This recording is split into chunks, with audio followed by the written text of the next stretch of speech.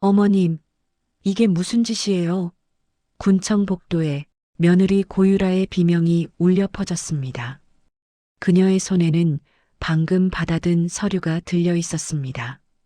전 재산사회 환원 기부 확정서, 100억 원대 선상과 예금, 모든 것이 사회복지재단으로 넘어간다는 내용이었습니다. 내 돈 냄새도 맡지 마라. 52살 엉금이 여사의 목소리는 차갑고 단호했습니다. 바닥에 엎드려 싹싹 비는 아들 내외를 한 번도 쳐다보지 않았습니다. 불과 2달 전까지만 해도 엄여사는 손주 돌잔치를 손꼽아 기다리던 평범한 할머니였습니다. 하지만 그날 호텔 입구에서 벌어진 일은 모든 것을 바꿔놓았습니다. 명단에 없으신데요. 들어가실 수 없습니다. 손주 돌잔치장 입구에서 쫓겨난 할머니, 며느리의 입에서 나온 말은 더 잔인했습니다.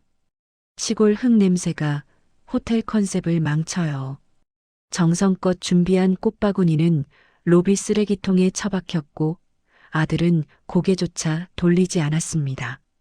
그리고 한 달 후 아들 내외에게 날아든 건 땅 매각 완료 통지서였습니다.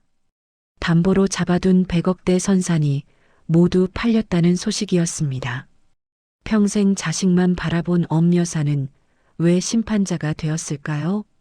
도대체 이 집안에는 무슨 일이 있었던 걸까요? 지금부터 그 이야기를 들려드리겠습니다. 여러분, 안녕하세요. 2005년 11월 23일 토요일, 서울 강남구 모 특급 호텔 로비는 화려한 풍선과 꽃장식으로 가득했습니다. 손주 준우의 첫 돌잔치를 앞둔 날이었습니다. 엉금의 여사는 이날을 위해 한 달 전부터 준비했습니다. 경상북도 의성군 산골 마을에서 직접 키운 쌀로 백설기를 쪘습니다. 52살 할머니가 새벽같이 일어나 정성껏 빚은 떡이었습니다. 손주에게 줄 금반지도 준비했습니다. 시어머니에게 물려받은 순금 반지였습니다. 평소엔 편한 차림만 입던 엄여사지만 이날만큼은 달랐습니다. 대구 백화점까지 나가서 정장을 샀습니다. 값이 30만 원이나 했지만 아깝지 않았습니다. 첫 손주 돌잔치니까요. 준우 얼굴 보면 그동안 고생한 게 다 잊어질 거야. 엄여사는 설레는 마음으로 서울행 고속버스에 올랐습니다. 4시간 동안 꽃바구니를 무릎에 안고 왔습니다. 조금이라도 꽃잎이 상할까 조심조심 안고 왔습니다. 오후 1시 호텔 로비에 도착했습니다. 입구에는 준우 첫 돌잔치라고 쓰인 대형 현수막이 걸려 있었습니다. 엄여사는 가슴이 벅차올랐습니다. 손주 돌잔치 왔는데요. 하지만 입구를 지키던 젊은 직원이 명단을 확인하더니 난처한 표정을 지었습니다. 성함이 어떻게 되세요? 엉금이요. 직원은 명단을 이리저리 넘기더니 고개를 저었습니다. 죄송합니다만 명단에 없으신데요. 뭐라고? 내가 준우 친할머니인데 명단에 없다고? 엄여사는 당황했습니다. 분명 일주일 전 아들 이재혁에게 전화로 확인했습니다. 오후 2시까지 오라고 했습니다. 바로 그때 행사장 안에서 며느리 고유라가 나왔습니다. 명품 드레스에 풀 메이크업을 한 그녀는 엄여사를 보자마자 얼굴을 찌푸렸습니다. 어머님, 왜 오셨어요? 왜 오긴 뭘 왜 와. 손주 돌잔치인데 할머니가 와야지. 고유라는 주변을 힐끗 보더니 엄여사를 로비 구석으로 끌고 갔습니다. 어머님, 죄송한데 오늘은 못 들어가실 것 같아요. 무슨 소리야? 컨셉이 안 맞아요. 시골 흙 냄새가 호텔 분위기를 망쳐요. 오늘 남편 회사 임원들, 제 대학 동기들 다 와요. 솔직히 창피해요. 엄여사는 귀를 의심했습니다. 시골 흙 냄새라니. 자신이 평생 흘린 땀의 냄새를, 자식 키우며 묻은 흙의 냄새를 더럽다고 하는 며느리. 유라야, 그게 무슨 말이야. 나준우 친할머니야. 어머님, 목소리 좀 낮추세요. 여기 사람 많아요. 고유라의 목소리엔 짜증이 묻어났습니다.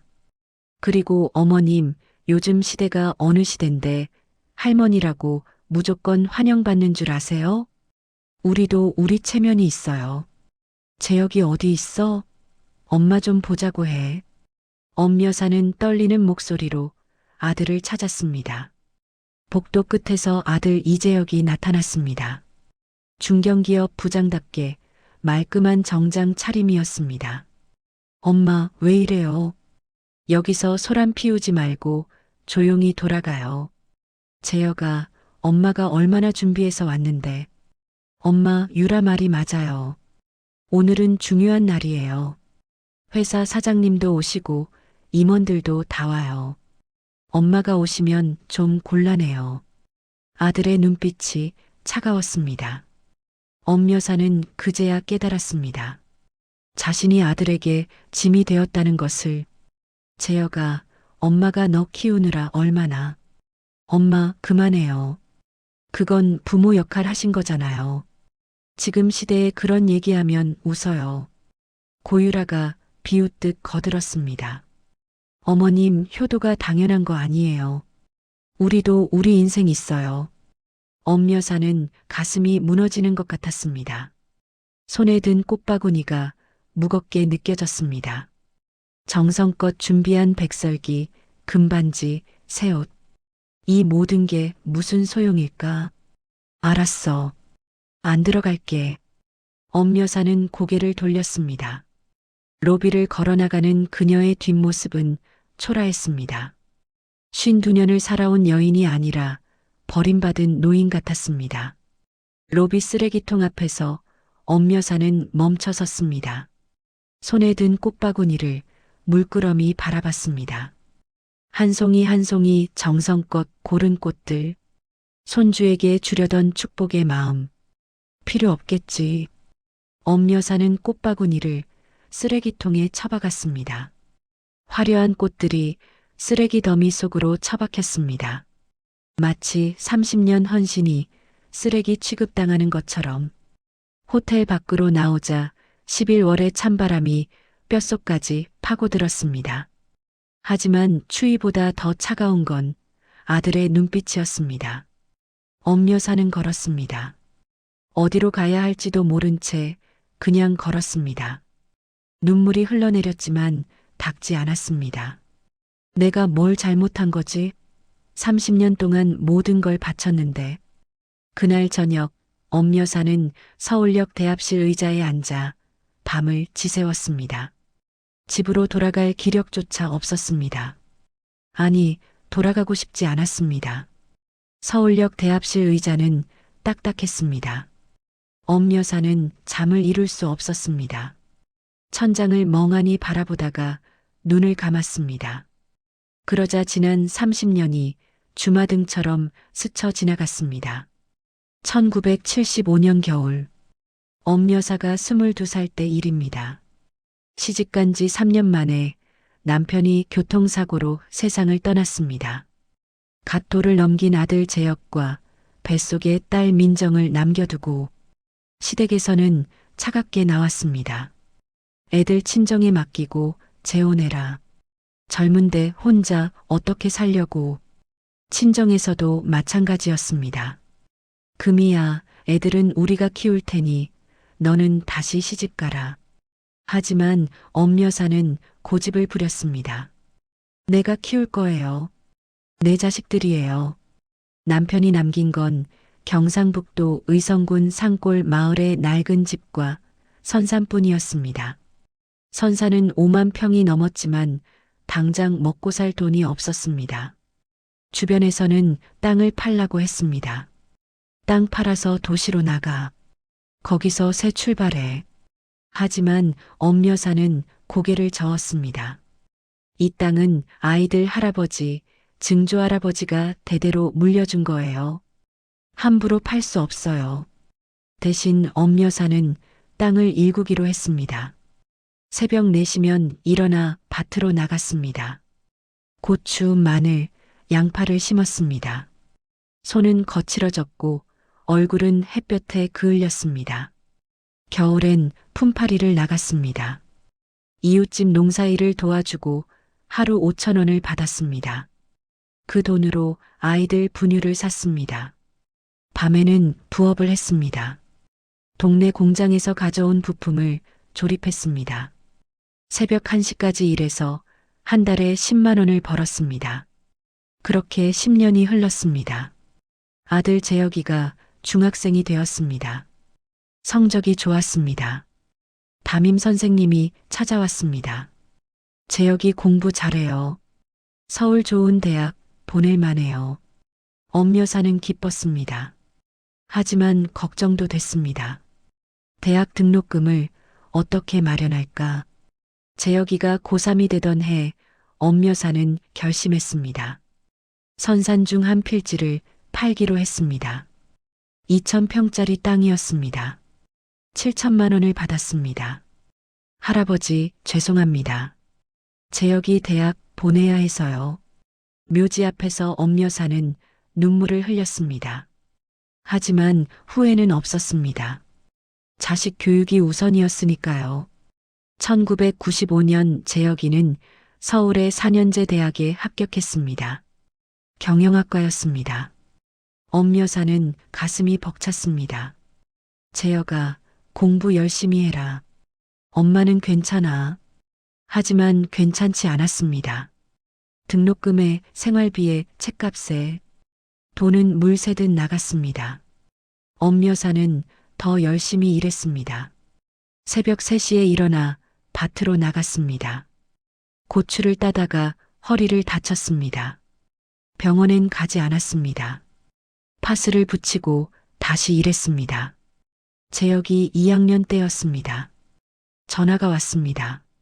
엄마, 나 학원 다녀야 돼.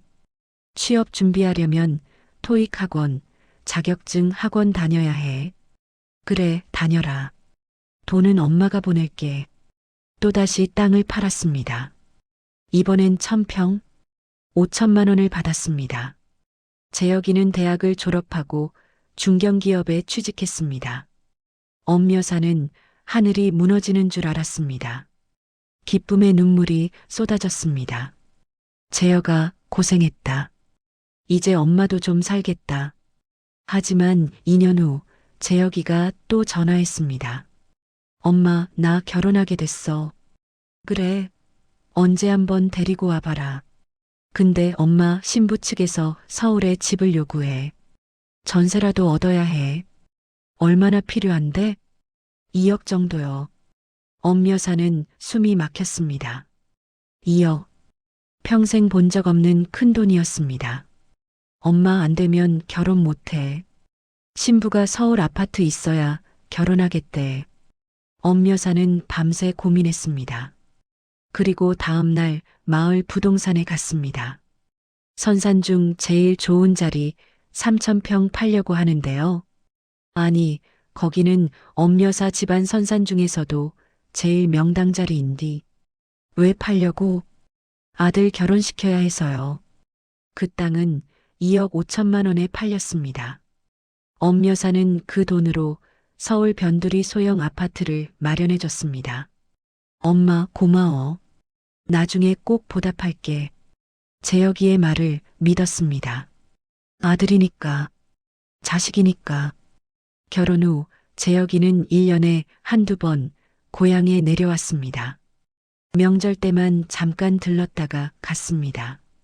며느리 고유라는 더 심했습니다. 시골집에 오기 싫다고 했습니다.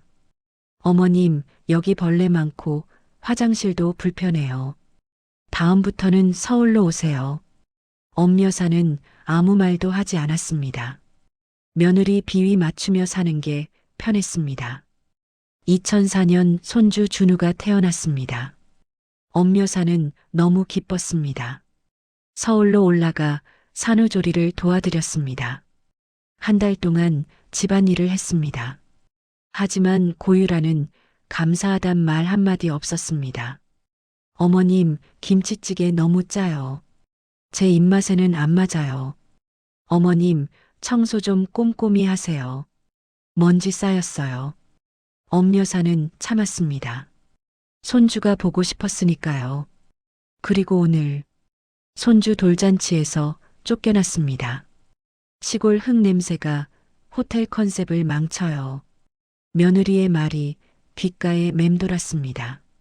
컨셉, 자신의 존재가 컨셉에 방해가 된다고.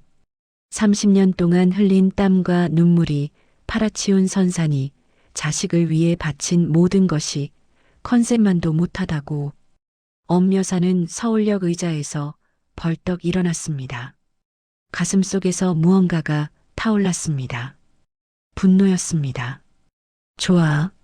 내 땅도 내 컨셉에서 빼마. 엄 여사는 주머니에서 핸드폰을 꺼냈습니다. 고향 마을 이장님께 전화를 걸었습니다. 이장님, 나 엉금이요. 부탁 하나 들어주실 수 있어요? 그럼요, 금희 씨. 무슨 일이신디? 선산 전체 감정평가 좀 받아주실 수 있어요? 급한 일이 생겼어요. 다음 날 아침 엄 여사는 고향으로 돌아갔습니다. 그리고 마을 법무사 사무실을 찾았습니다. 선생님, 상속 포기 공증 받으려고 하는데요. 법무사는 놀란 표정으로 물었습니다. 상속 포기요? 왜요? 자식들한테 물려줄 게 없어요. 다 정리할 겁니다. 엄 여사의 눈빛은 단호했습니다. 30년 동안 지켜온 선산. 이제는 자신의 방식대로 처리할 때가 왔습니다. 엄 여사는 법무사 사무실에서 나와 마을 정자로 향했습니다. 거기엔 평생 친구인 마덕순, 송점례 여사가 기다리고 있었습니다. 금이야, 얼굴이 왜 그래? 무슨 일 있었어? 마덕순 여사가 걱정스럽게 물었습니다. 엄 여사는 손주 돌잔치에서 있었던 일을 털어놓았습니다. 시골 흙 냄새가 컨셉을 망친다고. 내 자식이 나한테 한 말이야. 송점례 여사가 분노했습니다. 뭐, 그놈의 자식이.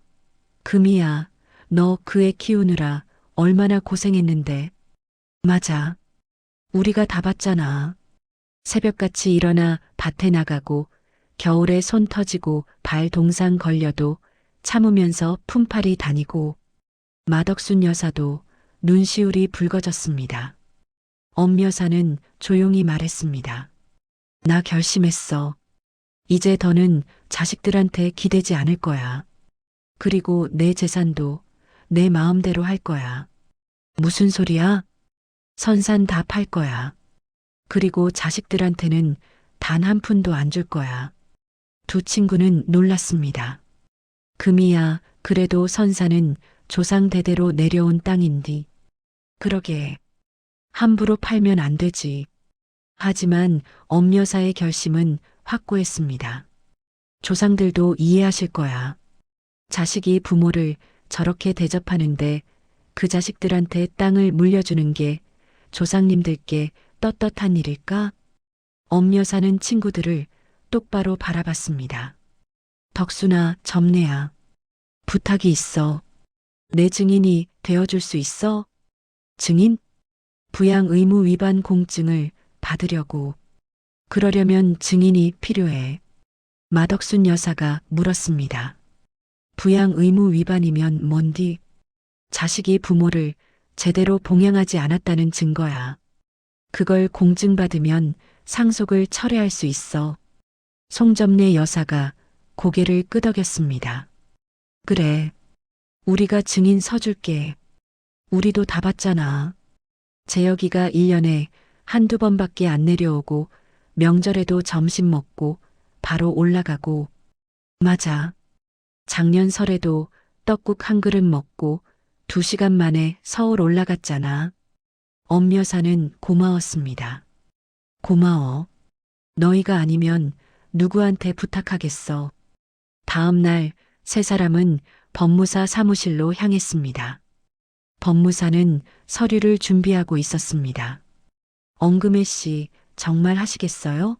한번 공증받으면 되돌리기 힘듭니다. 네, 하겠습니다. 그럼 증인 두 분도 신분증 보여주세요. 마덕순, 송점례 여사가 신분증을 내밀었습니다. 법무사가 확인하고 서류를 작성했습니다. 증인 두 분께 여쭙겠습니다. 엉금애 씨의 아들 이재혁 씨가 부양 의무를 제대로 이행하지 않았다는 사실을 증언할 수 있습니까? 마덕순 여사가 답했습니다. 네. 저는 엉금애 씨와 40년 넘게 같은 마을에 살았습니다. 재혁 씨가 결혼 후 1년에 한두 번밖에 어머니를 찾아뵙지 않았고 생활비도 제대로 보내지 않았습니다. 송점례 여사도 증언했습니다. 맞습니다. 저도 같은 마을 사람으로서 지켜봤습니다. 엄 여사님이 아프실 때도 재혁 씨는 내려오지 않았습니다. 3년 전 허리 다치셨을 때도 혼자 병원 다니셨습니다. 법무사가 끄덕이며 서류에 기록했습니다. 알겠습니다. 그럼 공증을 진행하겠습니다. 도장을 찍는 순간 엄 여사는 가슴이 두근거렸습니다. 30년 동안 지켜온 선산, 자식에게 물려주려고 아껴온 땅, 이제 그 운명이 바뀌는 순간이었습니다. 공증이 완료됐습니다. 이제 이 서류는 법적 효력을 갖습니다. 엄 여사는 서류를 받아들었습니다. 손이 떨렸지만 후회는 없었습니다. 다음으로 향한 곳은 부동산 중개소였습니다. 마을에서 제일 큰 부동산이었습니다. 사장님, 땅 팔려고 하는데요. 부동산 사장이 놀랐습니다. 엄 여사님? 무슨 땅을요? 선산 전체요. 남은 땅 전부 다요. 예, 전부요? 그게 얼마나 되는디요? 3만 5천 평 정도 될 겁니다. 부동산 사장은 눈이 휘둥그레졌습니다. 3만 5천 평이면 위치가 좋은 땅이라 평당 300만 원은 받을 수 있을 겁니다. 그럼 100억이 넘는디요? 네. 금매로 내놓을 겁니다. 빨리 팔고 싶어요. 금매요? 왜요? 엄 여사는 담담하게 말했습니다. 개인 사정이 있어요. 한 달 안에 처리하고 싶습니다. 부동산 사장은 고개를 갸우뚱했지만 거래는 거래였습니다. 알겠습니다. 그럼 금매로 내놓으면 90억 정도 받으실 수 있을 겁니다. 진행할까요? 네. 부탁드립니다. 그날 저녁 엄 여사는 집으로 돌아왔습니다. 텅 빈 집이 쓸쓸했습니다. 하지만 마음은 홀가분했습니다. 바로 그 시각 서울에서는 아들 이재혁과 며느리 고유라가 대화를 나누고 있었습니다. 여보, 우리 이제 사업 시작해야지? 고유라가 기대에 찬 목소리로 물었습니다. 그래. 시어머니 땅 담보로 잡으면 50억은 끌어올 수 있어. 그 돈으로 강남에 오피스텔 투자하면 돈방석이야. 정말? 시어머니가 알면 어떡해? 이재혁은 비웃었습니다. 알 리 없지. 우리 엄마 평생 시골에서 농사만 지으셨잖아. 부동산이나 금융 같은 거 아무것도 몰라. 인감도장만 우리가 갖고 있으면 돼. 그렇긴 하네. 어차피 나중엔 우리 거잖아. 맞아. 미리 쓰는 거지 뭐. 고유라가 웃으며 말했습니다. 그럼 다음 주에 은행 가서 담보대출 상담받자. 시어머니 명의로. 그래. 서류만 위조하면 돼. 어차피 엄마는 확인할 방법도 없어. 두 사람은 즐거운 표정으로 미래를 그렸습니다. 100억대 땅을 담보로 사업을 벌이고 강남에 건물도 사고 해외여행도 다니고 하지만 그들은 몰랐습니다. 바로 그 순간 시골에서 엉금의 여사가 조용히 복수를 준비하고 있다는 것을, 그들이 담보로 잡으려던 땅이 이미 매물로 나왔다는 것을, 한 달 안에 모든 게 정리될 것이라는 것을. 엄 여사는 창밖을 바라보며 중얼거렸습니다. 재혁아, 엄마가 평생 모은 게 내 컨셉보다 못하다며? 좋아. 이제 엄마도 내 컨셉대로 살아볼게. 밤하늘에 별이 총총했습니다. 30년 만에 처음으로 엄여사는 홀가분한 마음으로 잠들었습니다. 계약이 끝난 다음 날 엄여사는 휴대폰을 꺼냈습니다. 아들 이재혁의 번호가 화면에 떴습니다. 차단 버튼을 눌렀습니다. 이제 필요 없어. 며느리 고유라의 번호도 차단했습니다. 딸 민정의 번호도 잠시 망설이다가 차단했습니다. 딸도 마찬가지였으니까요. 오빠 편만 들면서 엄마 마음은 한 번도 헤아리지 않았으니까요. 이제 진짜 혼자네. 하지만 외롭지 않았습니다. 오히려 홀가분했습니다. 엄여사는 친구 마덕순에게 전화를 걸었습니다. 덕순아, 나 이사 간다. 어디로? 강릉. 바다 보이는 데로. 강릉? 갑자기 왜? 여기 있으면 자식들이 계속 찾아올 거야. 멀리 가야 해. 마덕수는 잠시 침묵하다가 말했습니다. 금이야, 잘 생각한 거야. 이제 내 인생 살아. 응, 고마워. 그동안 고마웠어. 무슨 소리야?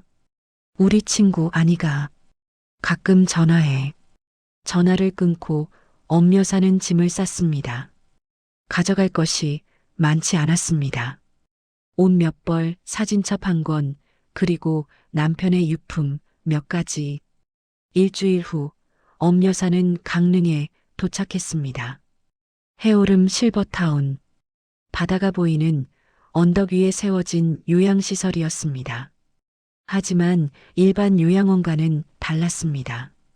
독립적인 생활이 가능한 노인들을 위한 공간이었습니다. 어르신 환영합니다.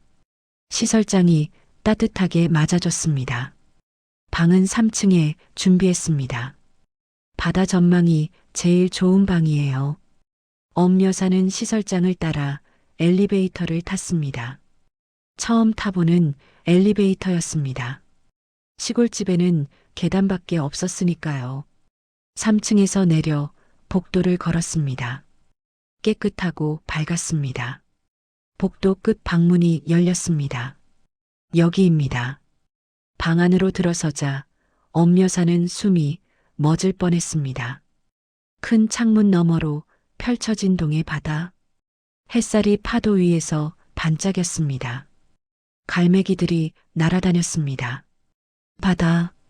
엄여사는 52년을 살면서 바다를 제대로 본 적이 없었습니다.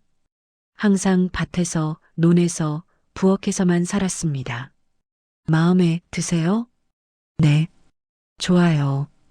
엄여사는 창가로 다가갔습니다. 창문을 열자 시원한 바람이 들어왔습니다. 짠, 바다 냄새가 났습니다. 문득 생각났습니다. 3주 전 서울 강남 호텔 로비. 그곳에는 인공적인 향수 냄새가 가득했습니다. 가짜 꽃들이 놓여 있었고 화려한 샹들리에가 매달려 있었습니다. 시골 흙 냄새가 호텔 컨셉을 망쳐요. 며느리의 말이 떠올랐습니다. 엄여사는 웃음이 났습니다. 쓸쓸한 웃음이었습니다. 흙 냄새보다 가짜 향수 냄새가 나은가 봐. 하지만 지금 이곳에서 맡는 바다 냄새는 달랐습니다. 진짜였습니다. 자연의 냄새였습니다. 30년 동안 맡아온 흙 냄새처럼 진솔했습니다. 어르신, 짐 푸시는 거 도와드릴까요? 아니에요. 제가 할게요. 시설장이 나가고 엄여사는 혼자 남았습니다. 가방을 열고 짐을 풀기 시작했습니다. 옷장에 옷을 걸었습니다. 많지 않았습니다. 평생 화려한 옷을 입어본 적이 없었으니까요. 책상 위에 사진첩을 올려놓았습니다. 펼쳐봤습니다. 첫 페이지에는 남편과의 결혼 사진이 있었습니다. 22살의 엉금이 수줍게 웃고 있었습니다. 여보, 내가 해냈어. 우리 자식들 대학 보냈고 결혼도 시켰어. 이제 내 할 일 다 한 것 같아. 다음 페이지는 아들 이재혁의 어린 시절 사진이었습니다. 초등학교 입학식 날, 새 교복을 입고 활짝 웃고 있었습니다. 재혁아, 가슴이 아팠습니다. 하지만 후회는 없었습니다. 자식이 부모를 저렇게 대접하는데 더 매달릴 이유가 없었으니까요. 사진첩을 덮었습니다. 그리고 창밖을 바라봤습니다. 해가 지고 있었습니다. 수평선 너머로 붉은 노을이 퍼졌습니다. 평생 보지 못했던 광경이었습니다. 이제 내 시간이네. 엄 여사는 창가에 앉았습니다. 바람이 머리카락을 흔들었습니다. 52년 동안 묶어두었던 머리, 이제는 풀어헤칠 수 있었습니다. 저녁 시간이 되었습니다. 식당으로 내려갔습니다.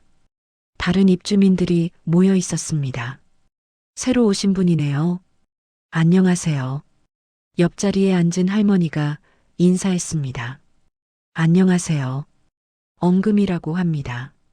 저는 김순옥이에요. 여기 온 지 2년 됐어요. 여기 좋으세요? 좋죠. 자식들 눈치 안 보고 살 수 있어서요. 김순옥 할머니는 웃었습니다. 하지만 그 웃음 속에는 쓸쓸함이 묻어 있었습니다. 저도 자식한테 짐이 됐었어요. 며느리가 노골적으로 싫어했죠. 그래서 여기 왔어요. 엄 여사는 고개를 끄덕였습니다. 저도 비슷해요. 그래요? 그럼 우리 친구예요. 두 사람은 밥을 먹으며 이야기를 나눴습니다. 김순옥 할머니는 서울에서 왔다고 했습니다. 아들 셋을 키웠는데 모두 결혼 후 어머니를 멀리했다고 했습니다. 자식들 키울 때는 내 모든 걸 바쳤는데 정작 늙으니까 짐이 되더라고요. 맞아요.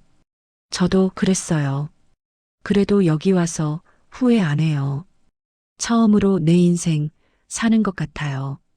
엄 여사는 위안이 됐습니다. 자신만 그런 게 아니었구나. 세상에는 자신처럼 자식에게 상처받은 부모들이 많구나. 식사 후 엄 여사는 방으로 돌아왔습니다. 침대에 누웠습니다. 창문 너머로 달빛이 들어왔습니다. 파도 소리가 들렸습니다. 철썩, 철썩. 리듬감 있는 소리였습니다. 30년 동안 들었던 풀벌레 소리와는 달랐습니다. 이제 시작이네. 엄 여사는 눈을 감았습니다. 처음으로 편안한 마음으로 잠들었습니다. 다음 날 아침 엄 여사는 일찍 일어났습니다. 평생 새벽 4시에 일어났던 습관이 남아 있었습니다. 하지만 오늘은 밭으로 나갈 필요가 없었습니다. 대신 산책로로 나갔습니다. 실버타운 뒤편에는 작은 산책로가 있었습니다. 바다를 따라 이어진 길이었습니다. 엄 여사는 천천히 걸었습니다. 아침 햇살이 따뜻했습니다. 바닷바람이 상쾌했습니다. 여기가 내 집이구나. 52년 만에 처음으로 느끼는 평화였습니다. 누구의 엄마도 누구의 할머니도 아닌 그냥 엉금이로 사는 삶. 산책로 끝에 벤치가 있었습니다. 엄 여사는 거기 앉아 바다를 바라봤습니다. 수평선 너머로 해가 떠올랐습니다. 붉은 태양이 천천히 떠올랐습니다. 새로운 시작이야. 엄 여사는 미소를 지었습니다. 30년 만에 처음으로 진심으로 웃었습니다. 6개월이 흘렀습니다. 엄 여사는 해오름 실버타운에 완전히 적응했습니다. 아침에는 산책을 하고 오후에는 실버타운에서 운영하는 프로그램에 참여했습니다. 그림 그리기, 노래교실 요가, 평생 해보지 못했던 것들이었습니다. 52년 동안 자신을 위해 쓴 시간이 거의 없었으니까요. 어느 날 실버타운 게시판에 공고가 붙었습니다. 실버타운 연극제 참가자 모집.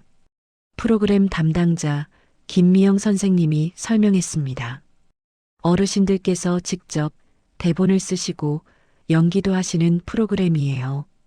자신의 인생 이야기를 무대에 올리는 거죠.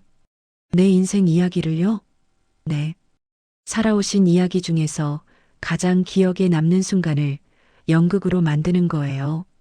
엄 여사는 관심이 생겼습니다. 저도 해볼 수 있을까요? 물론이죠. 글 쓰는 것도 도와드릴게요. 엄 여사는 신청서를 냈습니다. 그리고 집으로 돌아와 생각했습니다. 내 인생에서 가장 기억에 남는 순간은 뭘까? 아들을 낳던 날, 남편을 떠나보내던 날, 손주를 처음 본 날, 아니었습니다. 군청 민원실에서 도장을 찍던 그날, 그날이 가장 기억에 남았습니다. 52년 동안 누군가의 그림자로 살다가 처음으로 엉금이로 선택한 날, 엄 여사는 노트를 꺼내 글을 쓰기 시작했습니다. 나는 52년 동안 엉금이가 아니었다. 누군가의 아내였고, 누군가의 엄마였고, 누군가의 할머니였다. 하지만 그날 나는 처음으로 엉금이가 되었다. 글을 쓰는 동안 눈물이 났습니다. 하지만 슬픈 눈물이 아니었습니다. 해방감이었습니다. 한 달 동안 대본을 썼습니다. 김미영 선생님이 도와줬습니다. 엄 여사님, 이 장면은 좀 더 강하게 표현하면 어떨까요? 며느리에게 고추 씨앗을 던지는 장면이요. 그래요? 어떻게요? 여기서 이거나 심어라가 아니라 이거 심어서 자수성가해라로 바꾸면 더 강렬할 것 같아요. 엄 여사는 고개를 끄덕였습니다. 그게 더 좋네요. 대본이 완성됐습니다. 제목은 나를 초대한 인생. 연습이 시작됐습니다. 처음에는 어색했습니다. 평생 무대에 서본 적이 없었으니까요. 어르신 목소리를 더 크게 내세요. 자신감 있게. 김미영 선생님이 격려했습니다. 엄 여사는 연습했습니다. 하루에 2시간씩 2주 동안 대사를 외우고 움직임을 연습하고 감정을 표현하는 법을 배웠습니다. 내 돈 냄새도 맡지 마라. 연습실에서 엄 여사의 목소리가 울렸습니다. 강하고 단호한 목소리였습니다. 다른 입주민들이 박수를 쳤습니다. 금희 씨 정말 멋있어요. 진짜 배우 같아요. 엄 여사는 부끄러웠지만 기뻤습니다. 52년 만에 처음으로 칭찬받는 기분이었습니다. 드디어 연극제 날이 왔습니다. 실버타운 대강당에는 100명 넘는 입주민들과 직원들이 모였습니다. 무대 위에는 간단한 세트가 꾸며져 있었습니다. 엄 여사는 분장실에서 마지막 준비를 했습니다. 거울을 보니 떨리는 자신이 보였습니다. 괜찮을까?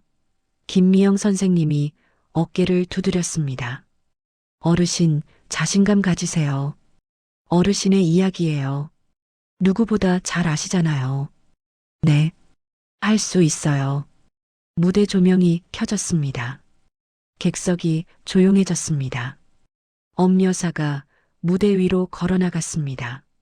심장이 두근거렸습니다. 여러분, 안녕하세요.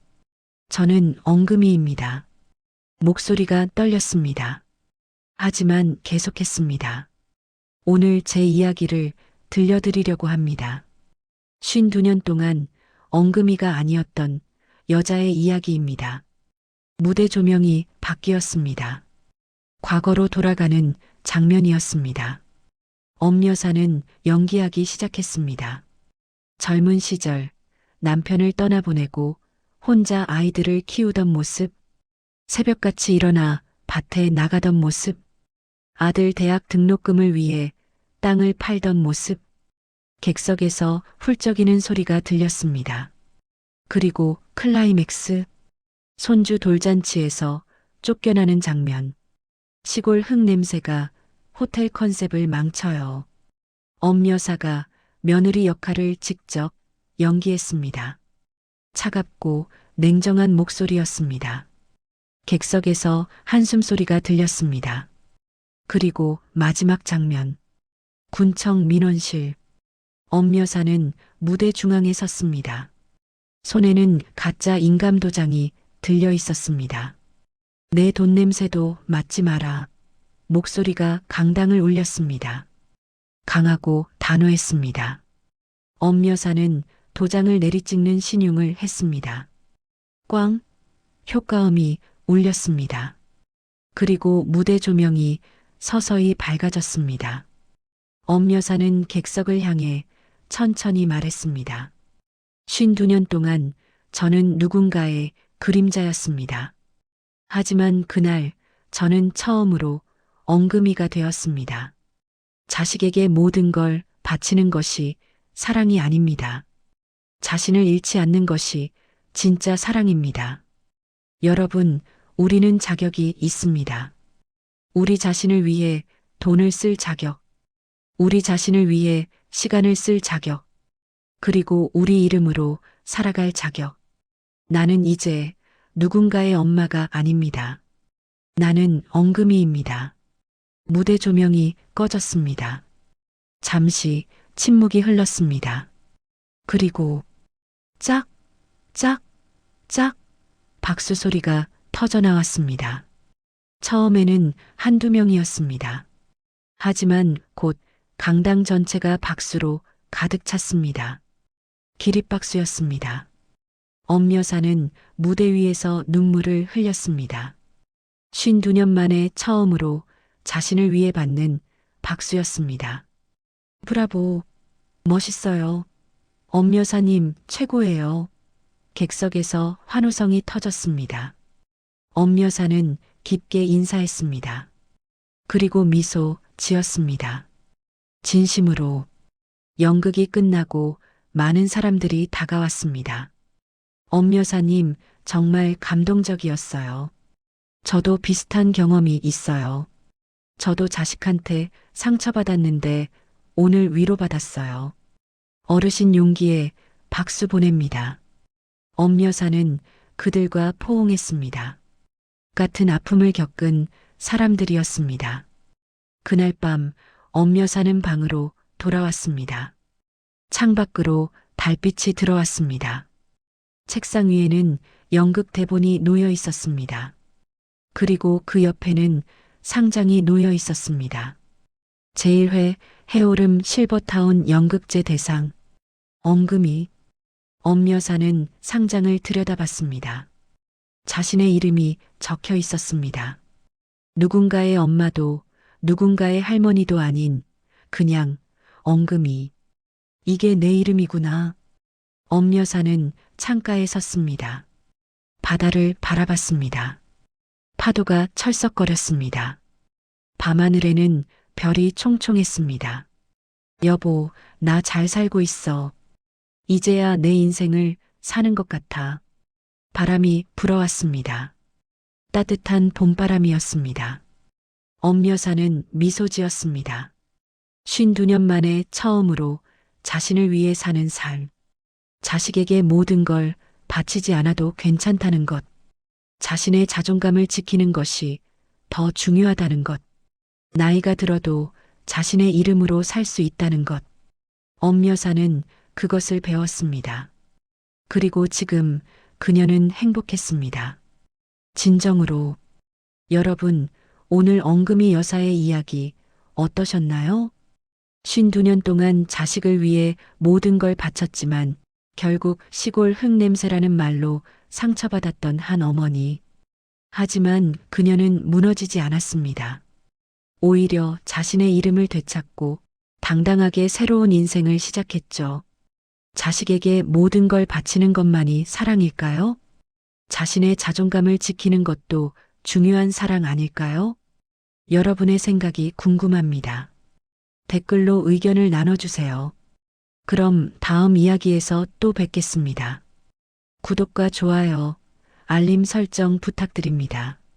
감사합니다. 자식을 위해 헌신한 부모님들, 그 마음을 이해받지 못해 상처받은 분들, 가족 관계에서 자존감을 잃은 분들, 오늘 이야기가 작은 위로가 되었기를 바랍니다. 여러분은 어떤 순간에 가장 공감하셨나요? 댓글로 마음을 나눠주세요. 우리 모두 누군가의 부모이기 전에 나 자신으로 존중받을 자격이 있습니다. 다음 이야기도 기대해 주세요.